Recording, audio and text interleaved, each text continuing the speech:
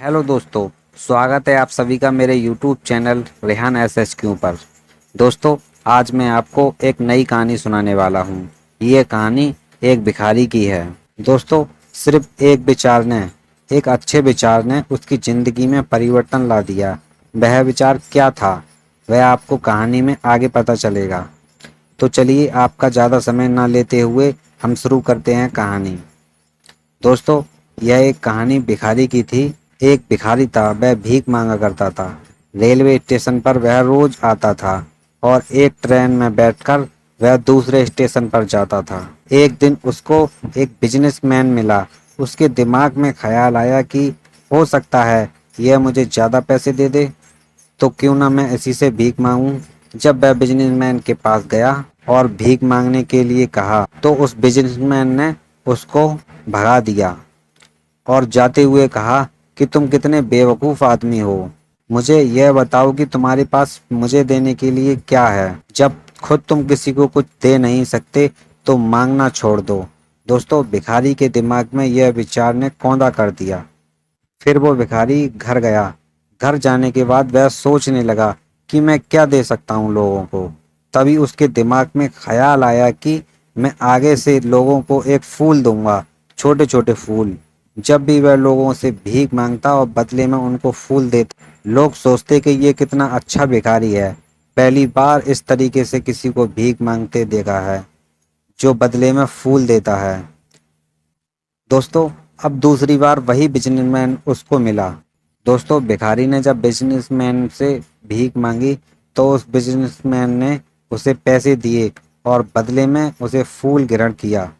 और बिजनेसमैन ने कहा, हाँ, अब मैं तुमसे यह कह सकता हूँ कि तुम एक अच्छे बिजनेसमैन हो, क्योंकि जब तक तुम दूसरों को कुछ दे नहीं सकते तब तक दूसरों से मांगना छोड़ दो।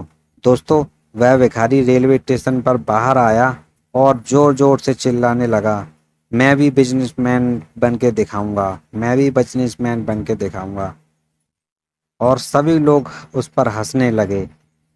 दोस्तों, 6 महीने तक वह भिखारी वहां पर दिखा नहीं। और अगली बार जब वह वापस ट्रेन में आया तो उस व्यक्ति से उसकी वापस मुलाकात हुई और इस बार वह दोनों सूट बूट में थे। और तीसरी बार जब वह भिखारी उससे मिला तो उसने बिजनेसमैन से कहा, हम पहले मिल चुके हैं। तो बिजनेसमैन बोला, नहीं, हम पहली बार मिल रहे हैं। तब उस भिखारी ने उसे याद दिलाया, पहली बार जब मैं भीख मांगा करता था और दूसरी बार जब मैं आपसे मिला तो मैंने आपको फूल दिया था, बदले में आपने मुझे पैसे दिए थे। और आज मैंने आपके बराबर बैठा हूँ, बात कर रहा हूँ और मेरा फूलों का बहुत बड़ा बिजनेस है। दोस्तों, वह बिजनेसमैन उसको शुभकामनाएं देने लगा।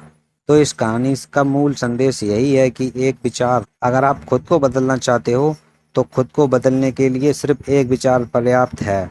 एक विचार आपकी ज़िंदगी में रौनक ला सकता है। और सबसे महत्वपूर्ण बात यह है, जब तक ज़िंदगी में दूसरों को दे नहीं सकते तो किसी से मांगने की उम्मीद भी मत रखो। दोस्तों, आप अगर किसी से मांगते हो तो बदले में उसको भी कुछ दो। यही ज़िंदगी का उसूल है।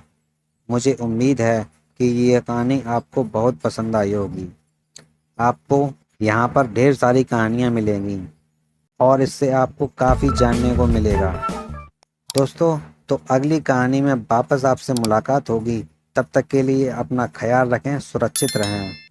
इस कहानी को पढ़ने के लिए और अपना कीमती समय देने के लिए आपका शुक्रिया।